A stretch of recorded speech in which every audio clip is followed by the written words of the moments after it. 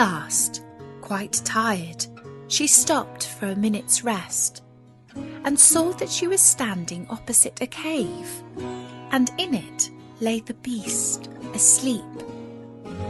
Quite glad to have found him, she ran up and stroked his head. But to her horror, he did not move or open his eyes. "Oh, he is dead, and it is all my fault," said Beauty, crying bitterly. But then, looking at him again, she fancied he still breathed. She fetched some water from the nearest fountain and sprinkled it over his face. Slowly, he began to open his eyes. "Ah, Beauty," he said faintly. "Now you see what happens when you do not keep your word." "Oh, Beast," she cried. "I never knew how much I loved you until now, when I feared I was too late to save your life." "Can you really love such an ugly creature as I am?" asked the Beast. "You only came just in time. I was dying because I thought you had forgotten your promise. But go back now and rest. I shall see you by and by."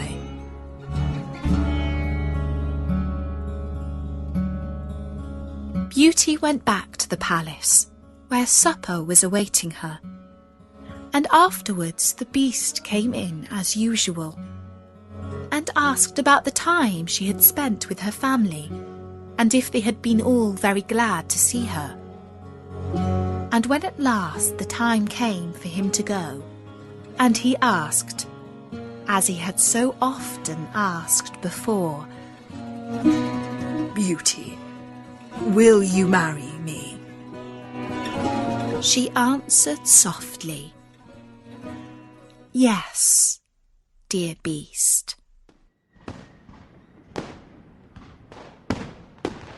As she spoke, a blaze of light sprang up before the windows of the palace.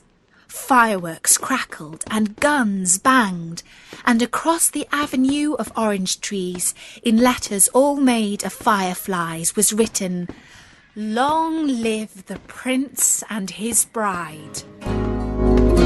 Beauty meant to ask the Beast what it all meant, but he had gone. In his place stood her long-loved prince. At that same moment, two ladies entered the room.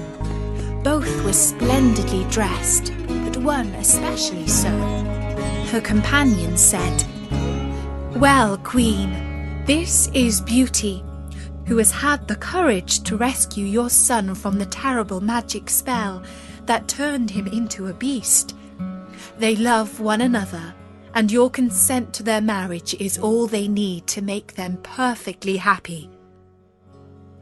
"I agree with all my heart," cried the Queen, and then she tenderly embraced Beauty and the Prince.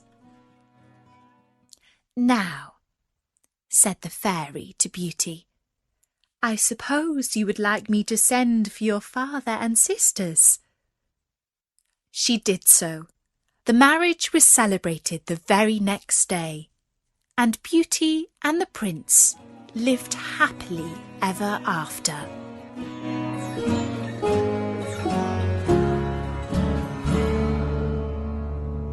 And that was the story of Beauty and the Beast.